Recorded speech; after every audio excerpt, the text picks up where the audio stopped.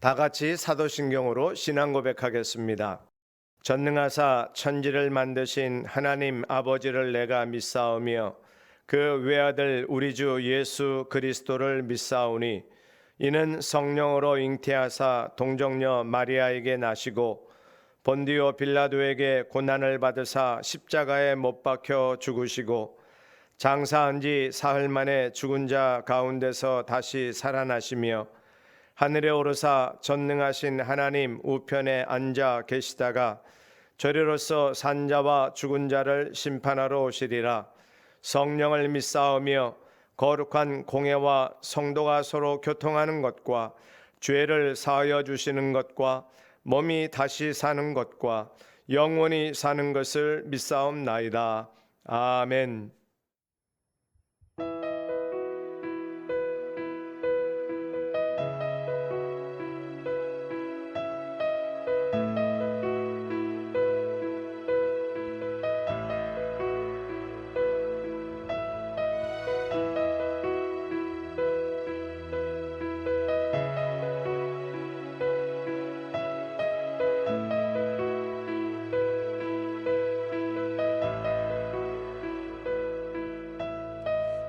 내게로부터 눈을 들어 주를 보기 시작할 때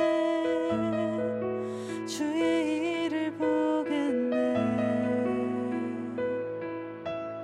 내 작은 마음 돌이키사 하늘에 꿈꾸게 하네.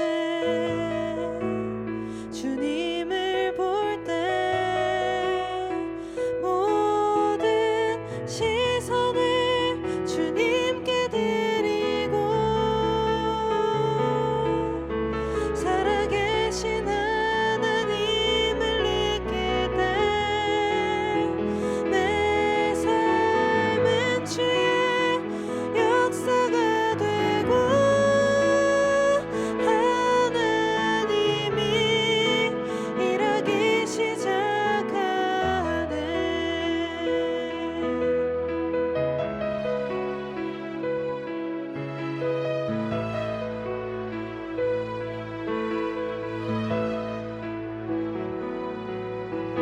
성령이 나를 변화시켜 모든 두려움 사라질 때 주의 일을 보겠네.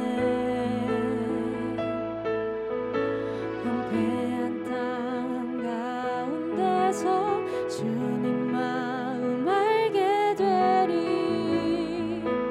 주님을 볼 때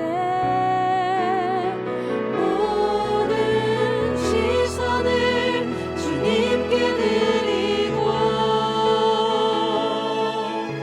전능하신 하나님을 느낄 때 세상은 주의 나라가 되고 하나님이 일하기 시작하네. 모든 시선을 주님께 드리고 살아계신 하나님을 느낄 때 내 삶은 주의 역사가 되고 하나님이 일하기 시작하네.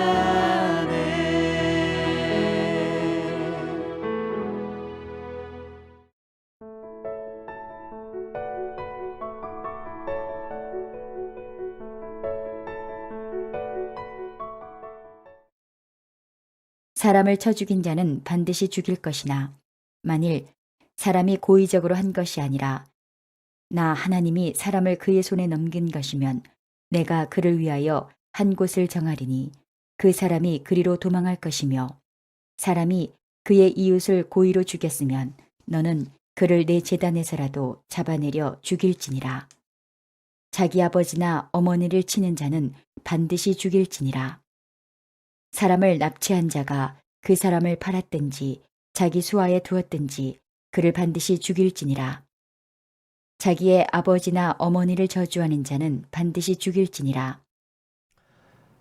계속해서 우리 출애굽기를 묵상하면서 이제 좀 어려운 내용 자체는 그렇게 어렵지 않지만 익숙하지 않은 문화 또 여러 가지 생활 방식들로 인해서 적용하기가 쉽지 않은 본문이 계속 이어질 것입니다.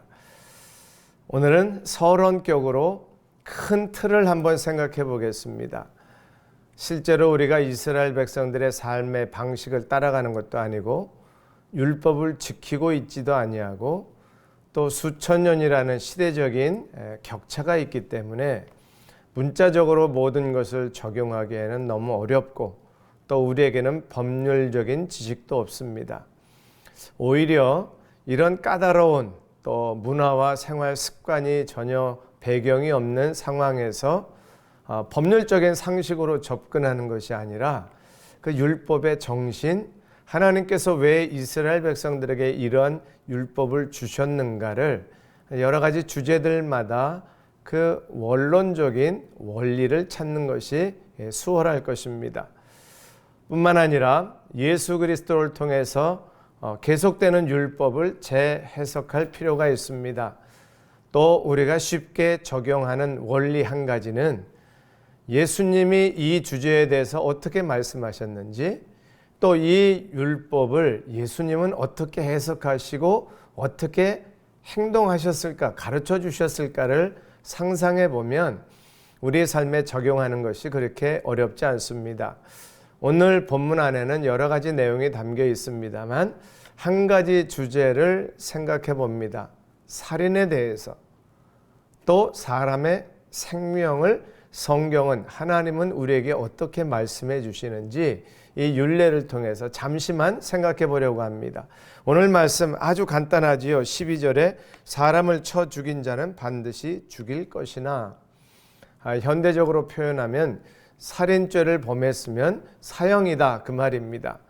사형제도의 찬반을 이야기할 이유가 없습니다. 이 성경을 근거로 해서 현대 사형제도 법률 제도를 적용할 이유는 저는 없다고 봅니다. 하나님께서 율례를 통해서 왜 이런 규정을 말씀하셨을까? 생명의 소중함이지요. 한 구절을 더 봅니다. 13절인데 만일 사람이 고의적으로 한 것이 아니라 나 하나님이 사람을 그의 손에 넘긴 것이면 내가 그를 위하여 한 것을 정하리니 그 사람이 그리로 도망할 것이며. 아멘. 배경 설명이 필요합니다만 도피처라고 하는 도피성이라고 하는 곳을 세우시고 이렇게 의도적이지 않는 살인자들이 숨을 수 있는 곳을 피할 수 있는 곳을 정해 놓으셨습니다. 사람이 사는 곳에는 항상 살인이 일어나게 되어 있습니다. 사람의 생명이 위태로운 것이지요. 조금만 실수를 해도 또 고의적으로 사람의 생명을 해하려면 얼마든지 사람의 생명을 빼앗을 수 있는 것이 인간 생명의 한계입니다. 그래서 두 가지 살인이 나오죠. 하나는 의도적이지 않은 사고로 인한 사람을 죽임이 있고 또 하나는 고의적으로 죽이는 것이 있습니다. 성경도 분명히 말합니다. 고의적으로 죽이면 사형이다. 사람을 죽인 사람의 생명도 소중하지만 사람을 고의적으로 죽인 그 악한 죄는 반드시 벌해야 된다. 아주 엄한 벌 갖고 사형제도를 폐지하는 입장에서는 너무하다 싶겠지만 왜 하나님이 살인 제도까지 사형제도까지 이렇게 만드셨을까? 그만큼 한 사람의 생명이 소중하다는 것입니다. 이 당시에는 요즘보다도 더 생명 천시 현상이 있습니다. 요즘에는 흉악범들이 사람의 생명을 소홀히 하지만 그 당시에는 노예제도가 있었고 비합리적인 또 치안이 그렇게 중요하지 않은 사회라서 사람의 생명을 얼마든지 죽일 수 있었습니다. 그러니까 더더욱 사람의 생명을 의도적으로 고의적으로 죽이면 무조건 그 사람도 죽어야 한다. 그만큼 엄한 벌을 정하셔서 다른 사람의 생명을 쉽게 해하지 못하도록 하셨던 하나님의 중심을 배워야 합니다. 왜냐하면 13절에서 실수로 고의로 죽이지 않은 사람에 대해서는 배려하는 법이 있지 않습니까? 사람이 실수를 할 수 있어 다른 사람의 소중한 생명을 빼앗을 수도 있지만 그 실수로 인해서 생명을 잃을 만큼 그렇게 엄한 벌을 가하지 아니하는 하나님의 율법 정신을 통해서 하나님이 인간 생명을 얼마나 소중히 여기셨는가를 우리는 찾아보아야 합니다. 인간의 생명을 잃는 것이 얼마나 중요한지, 그래서 사람의 죄를 용서할 수 없어 죽음의 대가를 지불하게 하신 것이 하나님의 법입니다. 그래서 다른 사람의 생명을 해하면 자기 생명도 잃어야 되는 엄한 법이 있죠. 이 엄한 법을 먼저 지키신 분이 하나님이세요. 그래서 인간의 생명을 해하는 그런 악한 죄에 대한 대가 지불 죽음을 하나님은 예수 그리스도를 통해서 죽게 하셔서 인간 생명을 해하는 더러운 죄의 대가 지불을 몸소 감당하시고 생명의 소중함을 보여주신 것입니다. 하나님이 그래 용서한다, 너의 생명은 심판이 아니라 생명으로 영생으로 옮겨졌다 말씀하시지 아니하고 예수 생명을 잃게 하시고 포기하시고 사람의 생명을 살리신 이 생명의 소중함을 이 살인 조항을 통해서 우리가 한 번 더 확인할 수 있기를 바랍니다. 요즘도 생명 경시 현상이 있습니다. 뉴스를 봐도 사람을 죽이고요. 영화를 보면 폭력적인 영화를 통해서 사람을 짐승 목숨, 파리 목숨만도 여기지 않는 이런 세태 속에서 한 생명을 소중히 여기시고 독생자 예수 그리스도를 죽이시기까지 그 생명의 소중함을 지키시고 살리신 하나님의 사랑, 하나님의 영혼에 대한 그 놀라운 사랑의 은총을 기억하는 우리 모두가 될 수 있기를 바랍니다. 기도하겠습니다. 하나님 아버지, 천하보다도 귀한 생명을 위해서 독생자 예수 그리스도를 죽이시기까지 생명의 존중을 보여주신 주님을 율법을 통해서도 만나게 하여 주옵소서. 예수님의 이름으로 간절히 기도합니다. 아멘. 주기도문 하겠습니다. 하늘에 계신 우리 아버지여, 이름이 거룩히 여김을 받으시오며 나라의 마옵시며 뜻이 하늘에서 이룬 것 같이 땅에서도 이루어지이다. 오늘날 우리에게 일용할 양식을 주옵시고 우리가 우리에게 죄 지은 자를 사하여 준 것 같이 우리 죄를 사하여 주옵시고 우리를 시험에 들게 하지 마옵시고 다만 악에서 구하옵소서. 대개 나라와 권세와 영광이 아버지께 영원히 있사옵나이다. 아멘.